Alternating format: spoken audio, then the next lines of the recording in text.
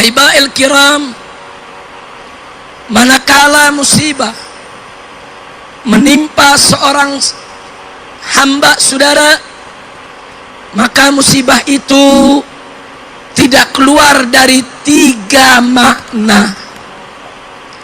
Yang pertama, manakala musibah tersebut mengenai orang yang beriman kepada Allah, menimpa orang yang bertakwa kepada Allah, menimpa orang yang takut kepada Allah, maka musibah tersebut tidak lain dan tidak bukan merupakan mihnah, merupakan imtihan, merupakan ujian bagi yang bersangkutan saudara. Itulah musibah yang menimpa para anbiya, para rasul, para aulia, para atqiya. Saudara, semakin tinggi ketakwaan seseorang kepada Allah, maka saudara, ujiannya akan lebih besar. Untuk apa hamba-hamba yang bertakwa tersebut diuji oleh Allah? Saudara, tidak lain dan tidak bukan adalah liraf'i darajatihim indallah, untuk meninggikan derajat mereka di sisi Allah. Alhamdulillah. Yang kedua, manakala musibah tersebut menimpa seorang muslim, dia baik, tapi kadang-kadang masih suka maksiat saudara. Dia sholat, cuman sekali-sekali suka ditinggal saudara. Secara baik, tapi kadang-kadang dia masih terjebak dalam dosa saudara. Jenis manusia yang seperti ini, manakala dia mendapatkan musibah dari Allah, maka musibah tersebut adalah inzar, yaitu peringatan. Untuk apa diberikan peringatan oleh Allah? Pertama, saudara, agar yang bersangkutan segera bertobat kembali ke jalan Allah. Dan yang kedua, begitu dia bertobat kembali ke jalan Allah, itu akan menjadi pensuci dirinya dari dosa yang pernah dilakukannya saudara. Ternyata musibah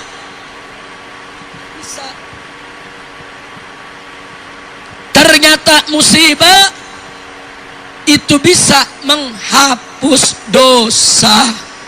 Alhamdulillah. Yang ketiga,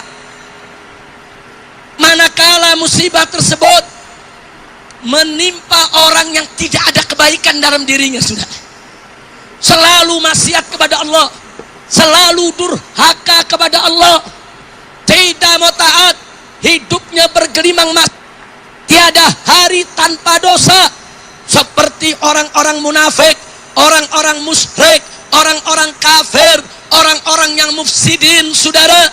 Maka manakala musibah mengenai mereka, itu merupakan azab, siksa dari Allah subhanahu wa ta'ala. Jadi kalau kita mau tahu, manakala musibah menimpa kita, kita mau tahu ini ujian atau peringatan atau azab, maka periksa diri kita masing-masing saudara.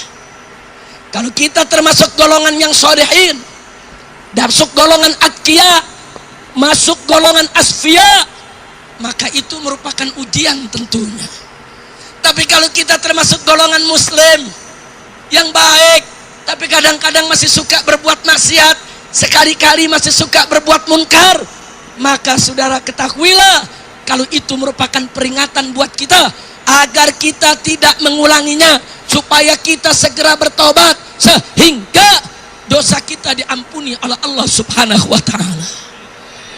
Tapi hati-hati, jika kita termasuk golongan yang ketiga, yang tidak ada kebaikan sedikit pun dalam diri kita, selalu maksiat, selalu berbuat dosa, selalu durhaka, ketahuilah bahwa musibah tersebut azab dari Allah menimpa kita saudara.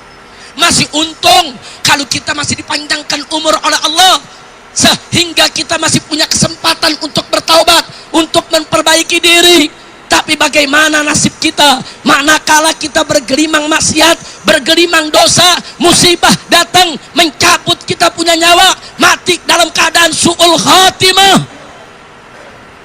Na'udzubillah min